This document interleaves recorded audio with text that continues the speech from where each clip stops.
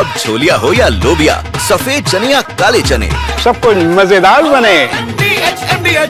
रूस के military base पर ड्रोन अटैक करने में यूक्रेन कामयाब हुआ। और कहां अटैक हुआ? साइबेरिया में अटैक हुआ। इरकुत्स्क इलाके में बड़ा ड्रोन अटैक हुआ है। पहली बार पिछले 3 सालों से भी ज्यादा समय से ये जंग लगातार चल रही है रूस और यूक्रेन के बीच, लेकिन पहली बार ऐसा हुआ है जब साइबेरिया में यूक्रेन अटैक करने में कामयाब हो गया। इरकुत्स्क इलाके में बड़ा ड्रोन अटैक किया गया। यूक्रेन का रूस पर बहुत बड़ा हमला। एक और खबर बता रहे Tu-95 बॉम्बर्स को नुकसान, Tu-22 M3 long range bomber तबाह, A-50 एयरबोर्न रडार एयरक्राफ्ट भी तबाह।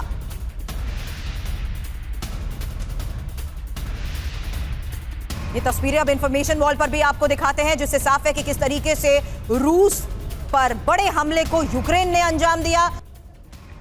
बात यह है कि बाल्टिक देशों ने कुछ ऐसे कानून बना दिए हैं कि ये रूस जाने वाले हर टैंकर, हर जहाज को तलाशी ले सकते हैं वो। अच्छा।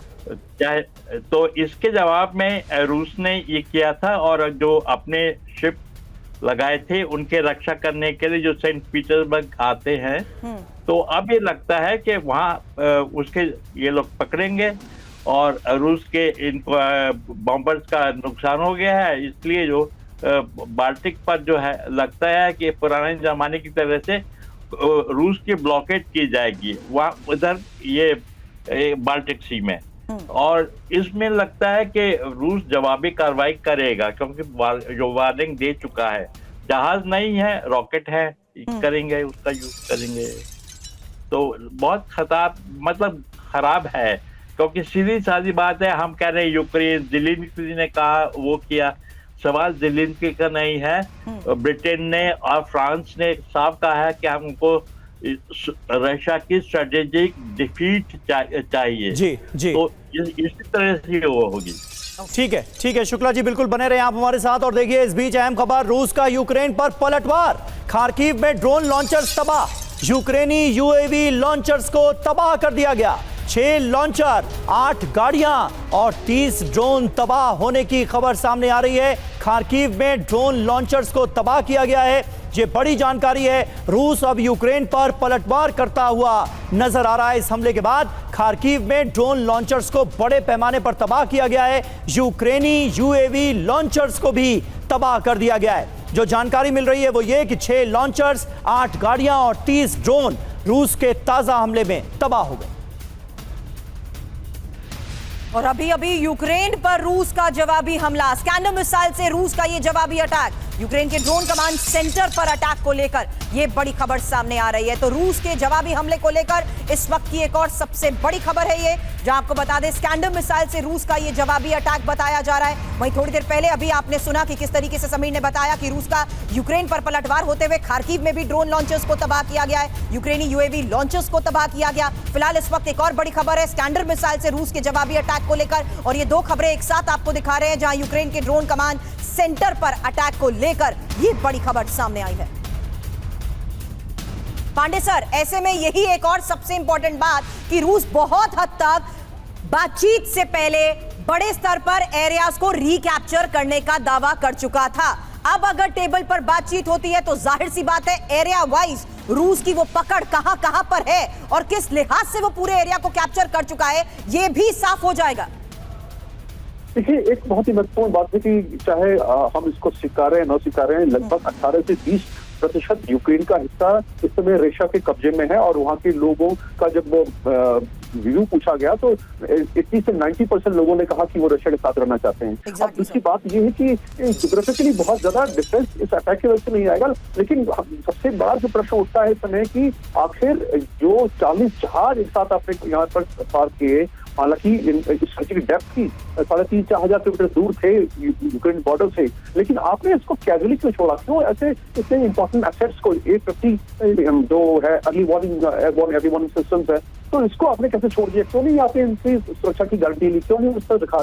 हाँ, बताता है कि वो किस प्रकार से कैजुअल अप्रोच की थी इस सुरक्षा के प्रति। दूसरी बात कि AN-12 ये सब पुराने जमाने के जहाज हैं। ये Tu-95 1956 का जहाज है। Tu-22 ये 1960 का जहाज है। तो और ये जो A-50 है जो 1980 में आया, उसकी कीमत कितनी थी? $300 मिलियन। तो शायद रशिया ये मानता है कि इन जहाजों की कीमत इतनी नहीं है, तो इसलिए शायद उन्होंने कैसे लिया, जो मेरा आंकलन है। क्योंकि इनका स्टैटिस्टिक्स देखा कि बहुत ज्यादा इसमें इंपॉर्टेंट जहाज, लेटेस्ट जहाज जो हैं उनके अभी भी सेफ हैं और वो निश्चित रूप से ब्लास्ट में रखे जाएंगे। तो जो पुरानी फ्लीट है निश्चित रूप को थोड़ा कैजुअली लिया, इसमें कोई शक नहीं। उन्होंने सोचा कि जो इस सर्दी की डेप्थ मिली हुई है 3,500 4,000 किलोमीटर की, वो सफिशिएंट होगी, क्योंकि उनके पास ऐसी क्षमता नहीं। ठीक है पांडे साहब, आप जो बात कह रहे हैं ना उस पर अनुज माथुर जी कुछ ऐड करना चाह रहे हैं। माथुर साहब क्या कह रहे हैं? मैं यही कह रहा हूं, देखिए ये चाहे वो लेटेस्ट एयरक्राफ्ट ना हो, लेकिन ये उनके स्ट्रेटेजिक बॉम्बर फ्लीट का एक बहुत महत्वपूर्ण हिस्सा है। Tu-160 है और उनके पास और बड़े एयरक्राफ्ट हैं और बेहतर, लेकिन ये भी, और किसी भी कंट्री कितनी भी ज्यादा शक्तिशाली वो क्यों ना हो, अगर उसके 40 स्ट्रेटेजिक एयरक्राफ्ट के ऊपर एक साथ हमला होता है, और वो कैसे, आफ्टर ऑल वो भी अभी फंक्शनल हैं, वो ऐसा नहीं है कि वो आउट ऑफ सर्विस चले गए। तो मेरा ये मानना है कि ये बहुत बड़ा नुकसान है, और ये बहुत बड़ा नुकसान इसीलिए किया गया है, मैं बता रहा हूं, क्योंकि वहां पर उन्होंने इन एयरक्राफ्ट को इसीलिए इकट्ठा किया होगा ताकि वो उससे नेटो कंट्रीज पे कोई ना कोई एक्शन वहां से कर सकें। ये एंटीसिपेट रशिया, तो अमेरिका, नेटो, इनको पता लगा है और उसके बाद उन्होंने इतना जबरदस्त, ठीक है, यानी एक तरह की प्रीएम्प्टिव स्ट्राइक ये की गई है, ये आप कह रहे हैं। नेटो देशों का जाहिर है इसमें इन्वॉल्वमेंट है, इसमें कहीं कोई शक नहीं है, और उन्हीं के दम पर यूक्रेन इतना बड़ा हमला करने में कामयाब हुआ है। और देखिए रूस के जवाबी हमले के बाद यूक्रेन में भी अलर्ट है। यूक्रेन के अलग अलग क्षेत्रों में एयर रेड अलर्ट जारी किया गया है।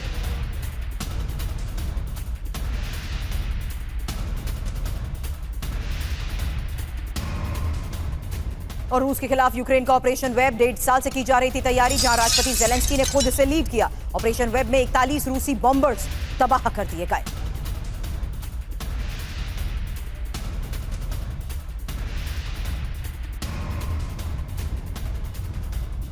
और एक और बड़ी खबर, पुतिन ने इमरजेंसी मीटिंग बुलाई। पुतिन ने सिक्योरिटी काउंसिल की भी मीटिंग कॉल की है। तो ये दो इंपॉर्टेंट मीटिंग्स की खबर इस वक्त रूस से सामने आ रही है। मॉस्को में सिक्योरिटी काउंसिल की मीटिंग भी बुलाई गई है। इसके अलावा राष्ट्रपति व्लादिमीर पुतिन ने एक इमरजेंसी मीटिंग भी बुलाई है। माना यह जा रहा है कि आने वाले वक्त में रूस में बड़े फैसले मुमकिन हैं। और रूस के 4 एयरबेस पर हमले की खबर जो है उसमें यूक्रेनी ड्रोन ने 4 एयरबेस पर अटैक किया है। ओलेनिया, बेलाया, डियाग्लेवो और इवानोवो एयरबेस पर अटैक को लेकर यह खबर आई है।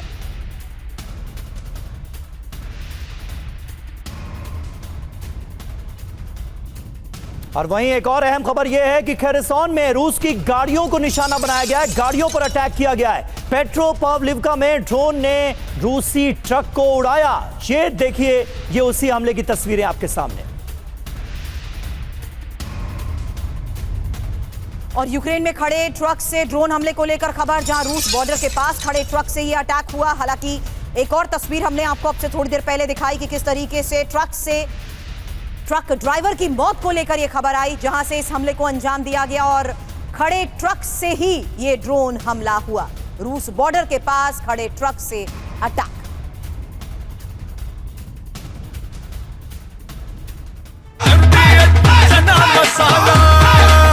अब छोलिया हो या लोबिया, सफेद चने या काले चने, सब कुछ मजेदार बने। MDH